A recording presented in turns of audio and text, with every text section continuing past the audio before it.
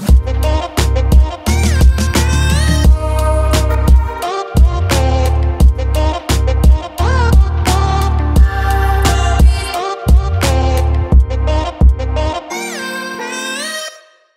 Sobat IMC dimanapun Anda berada, senang sekali saya bisa menyapa kembali di YouTube series Cek Fakta Reproduksi Perempuan. Dan kali ini tentunya masih bersama dengan Dr. Caroline Tirtajasa SPOGK yang merupakan dokter spesialis kebidanan dan kandungan konsultan dengan subspesialis fertility dan juga hormon reproduksi. Dan beliau juga merupakan ahli bedah laparoskopi dari Rumah Sakit IMC Pulau Mas. Hai dokter. Halo Pi.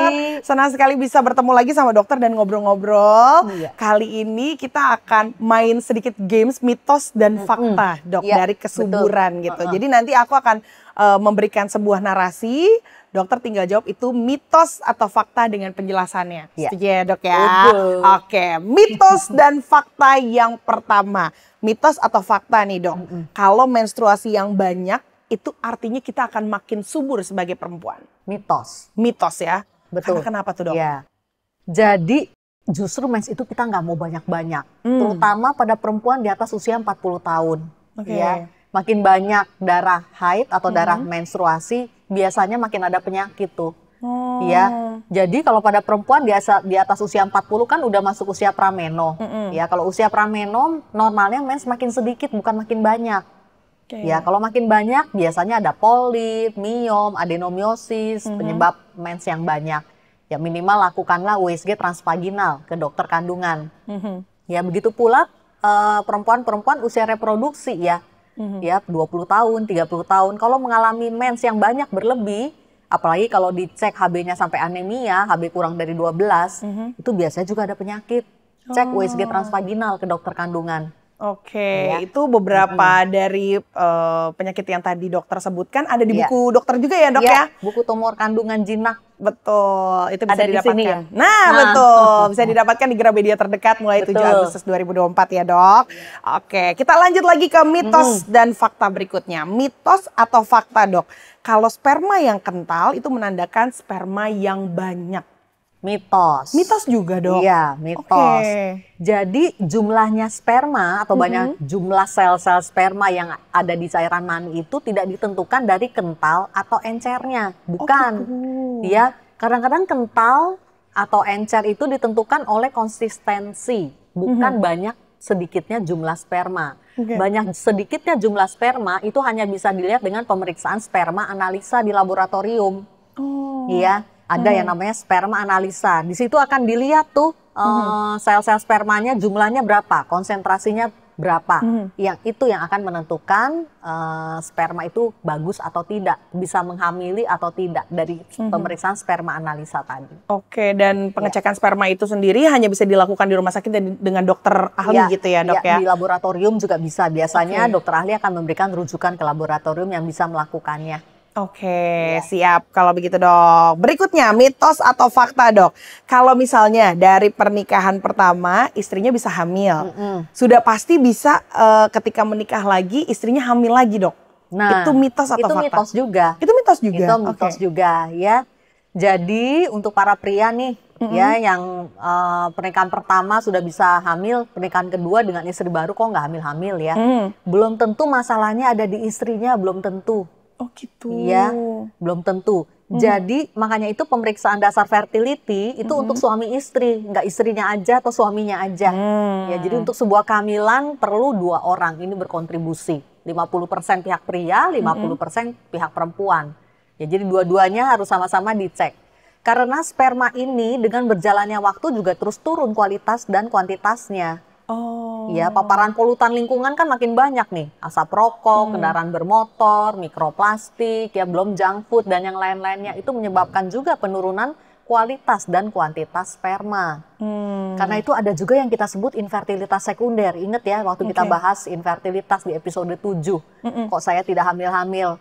Ya, infertilitas sekunder. Jadi hamil anak pertama dengan suami istri yang sama nih ya. Hamil anak pertama gampang ya, begitu menikah langsung hamil.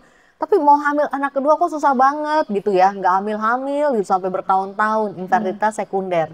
Perlakuannya sama seperti infertilitas primer, lakukan juga pemeriksaan dasar fertility-nya dan jalani promil.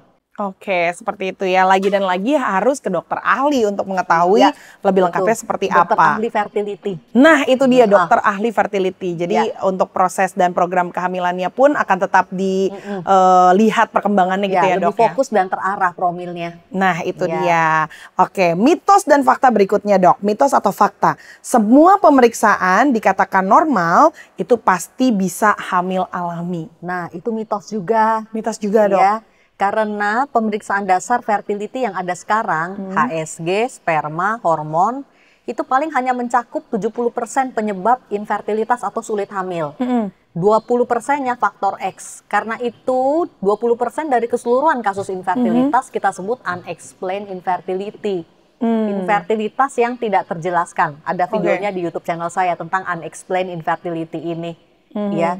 Jadi semua pemeriksaan normal tapi nggak hamil-hamil juga. Terus jadinya gimana dong? Ya jalani promil seperti yang lain-lain juga.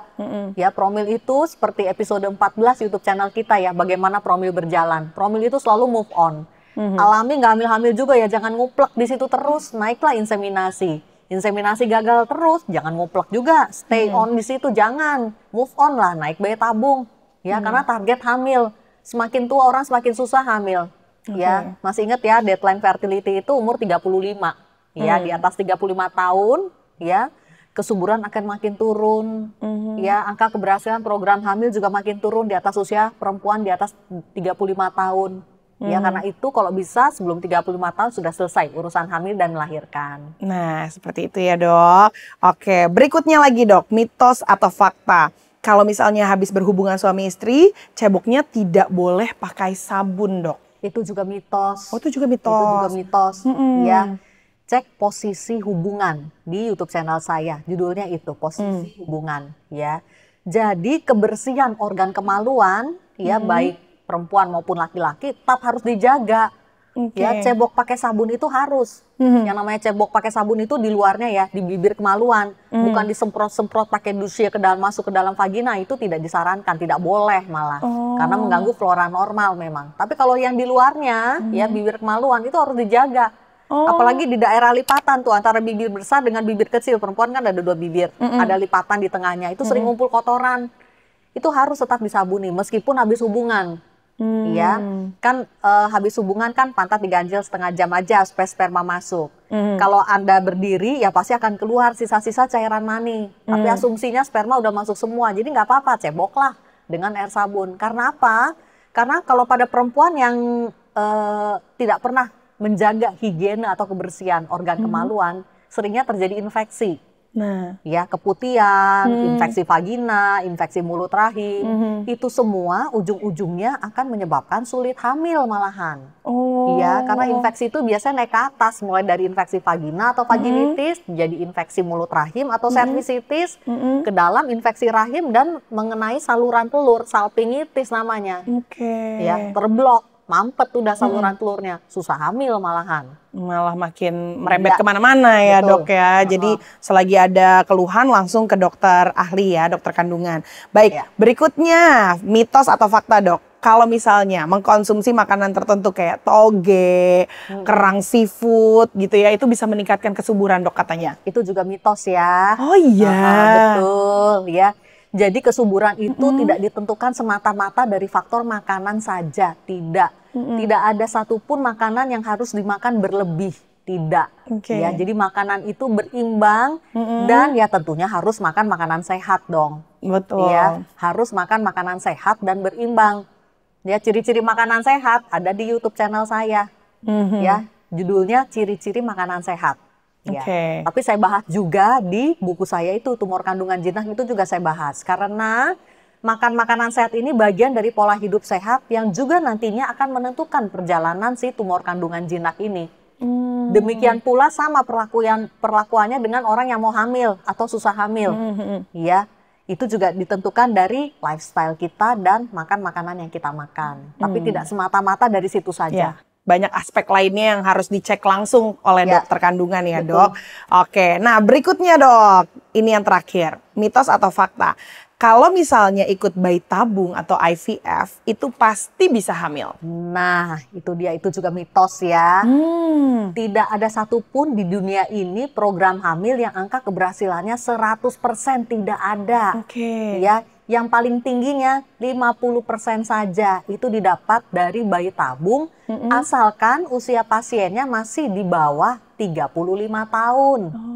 Ya, jadi pada pasien perempuan di bawah 35 tahun dan tanpa ada apa-apa ya, nggak ada endometriosis, nggak ada PCO, nggak ada tumor kandungan jinak, nggak ada miom, kista, polip, adeno tadi, ya, itu angka keberhasilan bayi tabung antara 30 sampai 50%, itu yang tertinggi. Oke, jadi nggak pernah ada yang 100% ya, Nggak Dok? pernah. Inseminasi di bawahnya itu 10% rata tuh internasional. Angka-angka ini rata internasional. Makanya itu promil move on yang tadi saya bilang. Karena tadi tidak ada angka keberhasilan 100% itu nggak ada. Ya, fertility itu usaha dan doa. Ya, hasil bukan di tangan dokternya dan bukan di tangan pasiennya juga. Oke, tapi tetap harus ada usaha dari kitanya ya, Dok, sebagai pasien harus, ya. betul. Baik, seperti itu, Dok. Wah, ternyata banyak banget mitos di luaran sana yang ternyata salah nih ya, salah kaprah di masyarakat. Jadi buat Sobat IMC mungkin yang masih bingung-bingung, mau tanya-tanya langsung, mungkin bisa main ke Rumah Sakit IMC Pulau Mas, ketemu sama Dokter Caroline biar bisa tanya langsung. Apakah itu mitos atau fakta ya? Betul. Baik, terima kasih banyak Dokter Caroline untuk waktunya kali ini.